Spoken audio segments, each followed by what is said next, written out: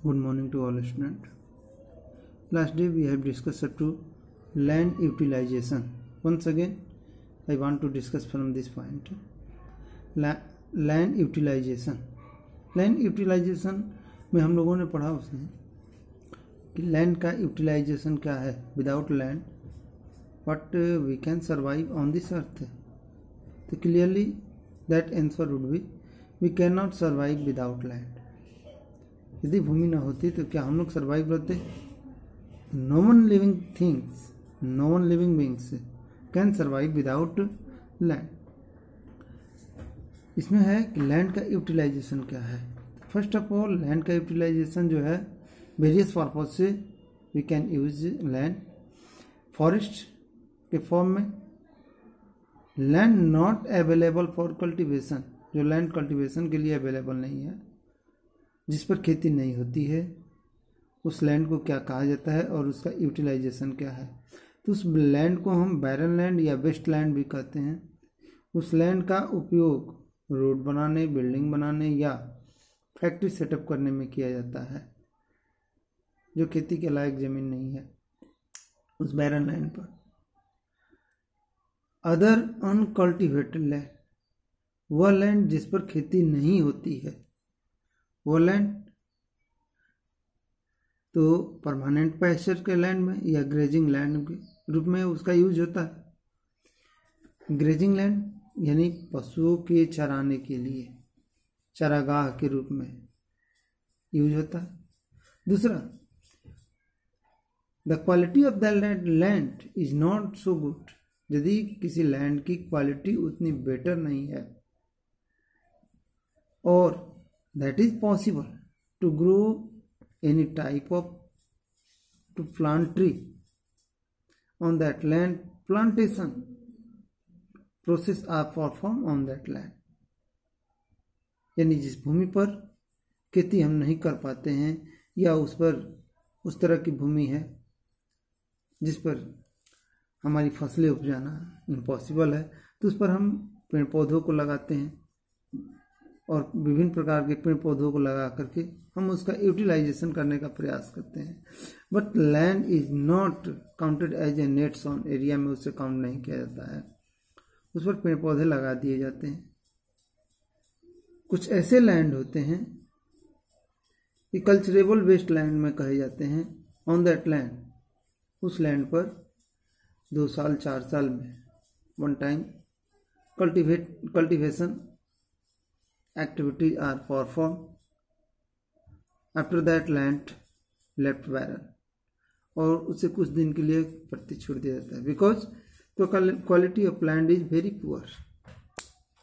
Alternative growing crops on that land is not possible, so that land has been left uncultivated for some time. उसे कुछ दिन के लिए इसी तरह से छोड़ दिया जाता है. अदर अनकल्टिवेटेड लैंड में काउंट किया जाता है. ग्रेजिंग हो गया, परमानेंट पैस्चर के लैंड में या प्लांटेशन के फॉर्म में उसका यूज होता है. Fallow land, fallow land, current fallow land left without cultivation for 1 और लेस देन 1 एग्रीकल्चरल ईयर.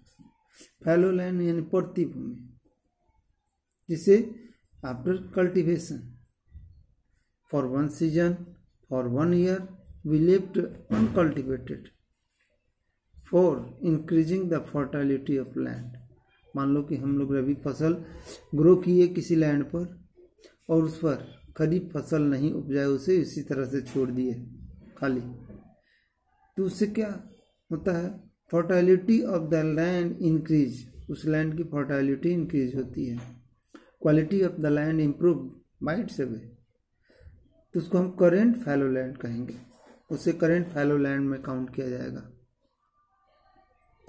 सम अदर करेंट फैलो लैंड में that land left uncultivated for 1 to 5 years, जिसे 1 साल के लिए 2 साल के लिए अनकल्टिवेटेड छोड़ दिया जाता है. And after for the good cultivation, for the good growing crop, अच्छे क्रॉप्स ग्रोइंग करने के लिए. इसके बाद net sown area and gross sown area, किसको कहते हैं? Net sown area. यदि किसी भूमि पर we are able to grow one crops, यदि हम किसी भूमि पर only able to grow one crops in 1 year, that is called net sown area. A part of land, मान लो कि भूमि का कोई क्षेत्र है 20 एकड़ की, and we are able to grow only one crops on that land, और केवल एक ही फसल उपजाने में हम एबल हैं, दैट लैंड की सॉन एरिया क्या कही जाएगी? The sown area of that land का कॉल्ड नेट सॉन एरिया। और gross sown area, a part of land we are able to grow more than one crops, यदि हम भूमि का वह भाग जिस पर हम एक से अधिक फसलें उपजाने में समर्थ हैं, एबल हैं, that is counted gross sown area. उसको हम कहेंगे ग्रॉस सॉन एरिया। जिस पर 2 फसलें उपजाई जाती है, 3 फसलें उपजाई जाती है, that is counted gross sown area. Okay, net sown area में एक ही फसल उपजाई जाती है, और ग्रॉस सॉन एरिया में 2 या 2 से अधिक।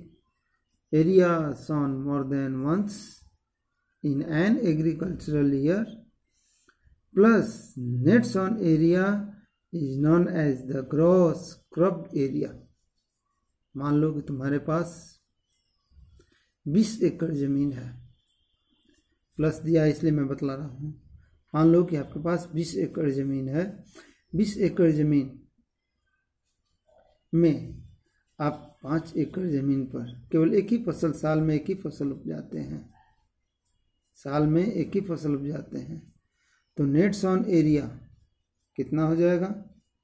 नेट सॉन एरिया 5 एकड़ हो जाएगा। और ग्रॉस सॉन एरिया जिस पर आप 2 या 2 से अधिक फसलें उपजाते हैं, 2 या 2 से अधिक फसल उपजाते हैं,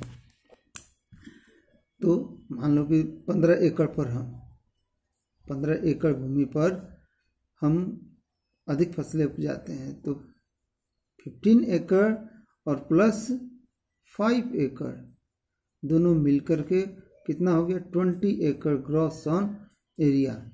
जबकि नेट सॉन एरिया कितना हुआ? 5 एकड़, और ग्रॉस सॉन एरिया हो गया 15 + 5 यानी 20 एकड़। Land use pattern, land use pattern में हम लोग को देखना है कि use of the land determine, land का यूज पैटर्न जो है वह 2 तरीके से डिटरमाइन होता है। एक तो उसके फिजिकल फैक्टर के द्वारा, और दूसरा उसका ह्यूमन फैक्टर के द्वारा। फिजिकल फैक्टर यानी वहाँ का क्लाइमेट कैसा है, वहाँ की भूमि कैसी है, उस भूमि का टोपोग्राफी यानी आकार कैसा है, प्लेन लैंड है या माउंटेन है, कैसा है, किस तरह का अनइवन लैंड है, तो उसको हम फिजिकल फैक्टर कहते हैं। Climate condition, soil type, topography यानी भू का आकृति, that is counted, that is defined as a physical factor of the land. दूसरा human factor, human factor determine the use of the land of any place. Human factor वहाँ का population कितना है, density of population क्या है, technology क्या है, इसके बाद कल्चर वहाँ पर कैसा है, और ट्रेडिशन कैसा है। Such type of matter define as a human factor for utilization of land. किसी लैंड के यूज के ह्यूमन फैक्टर किन चीज़ों पर निर्भर करता है, तो किसी लैंड के यूज का human factor density of population पर, वहाँ की टेक्नोलॉजी पर, वहाँ की कल्चर पर, और वहाँ के ट्रेडिशन पर डिपेंड करता है। और फिजिकल फैक्टर वहाँ की टोपोग्राफी, किस तरह की भूमि है, क्लाइमेट वहाँ की जलवायु कैसी है, और सॉइल टाइप वहाँ की मिट्टी कैसी है उस पर डिपेंड करता है। अब टोटल ज्योग्राफिकल एरिया, अपने कंट्री का टोटल ज्योग्राफिकल एरिया 3.28 है। अपने कंट्री का total geographical area of our country 3.28 million square kilometre, but how much area we use of that land? Only 93% of the total geographical area we are able to use. Most part of that land unuseless है north east region, except Assam, Assam को छोड़कर का north east reason जो है वो हम पूरी तरह से यूज नहीं कर पाते हैं। नॉर्थ ईस्ट में जम्मू एंड कश्मीर का बहुत बड़ा क्षेत्र, we are unable to use that land. Most of the land are occupied by Pakistan, most of the land occupied by China. We are unable to use that land, but we counted the 3.28 square kilometer of our country, but only use 93% of the total land area of our country, because most part of the land it is found in mountain region. Some part of the land occupied by the Pakistan and China. Some part of the land are uneven, unutilized. Next, ये कल discussion होगा। Next, land under permanent pasture land also decrease. Okay, ये pie chart आप लोग समझना देख करके क्या कर रहा है, कल बताएंगे। Okay, thanks, bye.